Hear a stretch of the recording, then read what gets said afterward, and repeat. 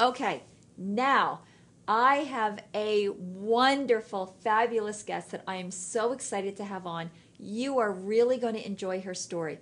She is a perfect example of, are you part of the problem or are you part of the solution? She had a big problem. Did she identify with that problem? Absolutely not. She identified with the solution. Her doctor, actually 3 doctors, told her, you are not able to have a baby. You will have to adopt. What did she do? We will find out. Okay. So I'm very excited to welcome Denise Russel. Come on, Denise.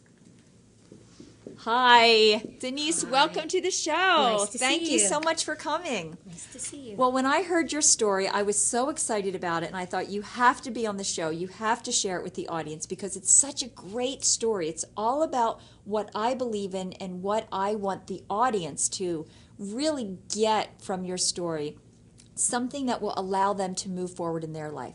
So let's start this out with 1990. In 1990, you and your husband John got married.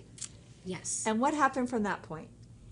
We never really talked about having children right away. We just enjoyed life and traveled and went out a lot with our friends and just really enjoyed our time together.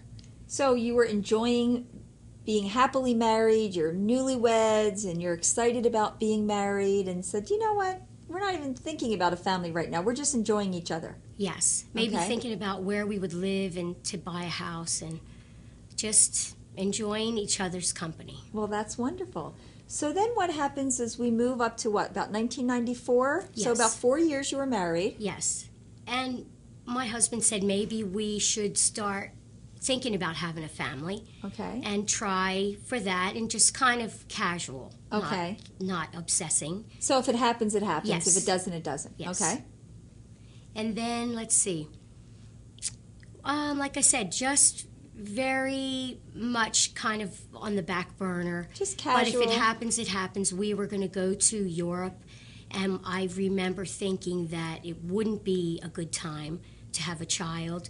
So there were times I actually avoided it, maybe. Right, because you thought, you know what, I'm not It's done too really. much, right. Right, it's too much right now. I'm not really done living the life and enjoying my husband and doing all of this stuff alone time. Because obviously once you have kids, my gosh, it takes up, it's your whole life. Okay, so now we're at 1995.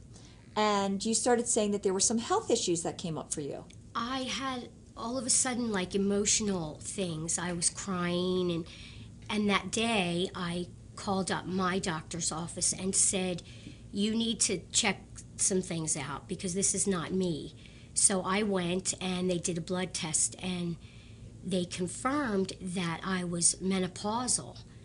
And I was devastated, of course, and they repeated the test to make sure it wasn't incorrect. And it was true, I guess, that I was menopausal heading into postmenopausal. Into postmenopausal. And how old were you at this time? I was only 39. You were 39, Yes. being shocked that the doctor said to you, you're postmenopausal. Yes. So what's the first thought that went through your head?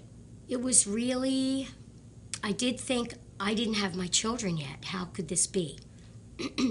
So I just dealt with it for a while. I didn't do anything right away. You just kind of processed it. Mm-hmm.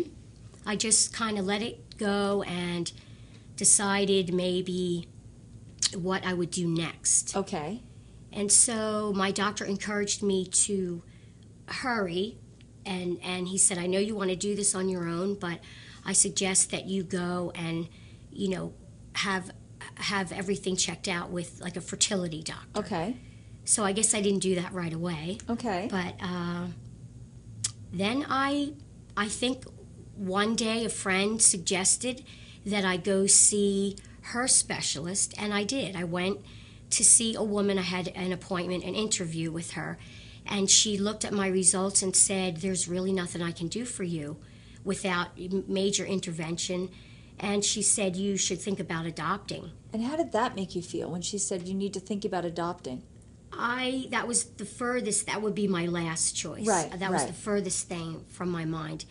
And I was kind of angry that it was so quick. So Like cut. so matter of fact. Okay, And can't it help was- you out. Yeah, it was Need to adopt. a little bit too quick with that. Okay. So I just thought about it again for a long time, and I thought, I don't care that she told me that. Okay. I just don't care. Okay. So Audience, I want you to realize something. We've talked about this before. Someone was selling her something. They were selling her a belief, and she did not buy it. A lot of people buy it. It's okay if you buy it, but then just return it. She didn't buy it, so this is wonderful. Okay, go ahead. I still had to think about, well, I'll just go see someone else. That's what I thought. Okay. So So later, you rejected that. You just rejected yeah, that? And I thought, did. No, I didn't. doesn't matter what she pay says. attention to Okay, that. did not pay attention to it. I love that. Did not pay attention to that. Wonderful. I love it. Okay. In my mind, In that your was fine. mind, but guess what?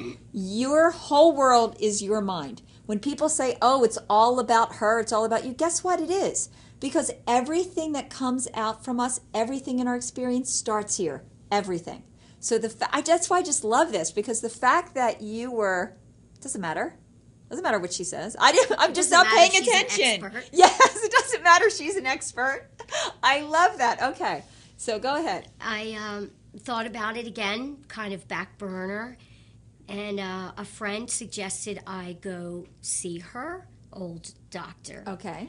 And so at one point, I did that. I Okay. decided to do that, went to see him, and I explained to him that it's my money, and if I wanted to try these methods, would that be okay? That I was looking for someone who would do this with me. Right. And he said, I will do it with you if you want to take the chance and go through with it.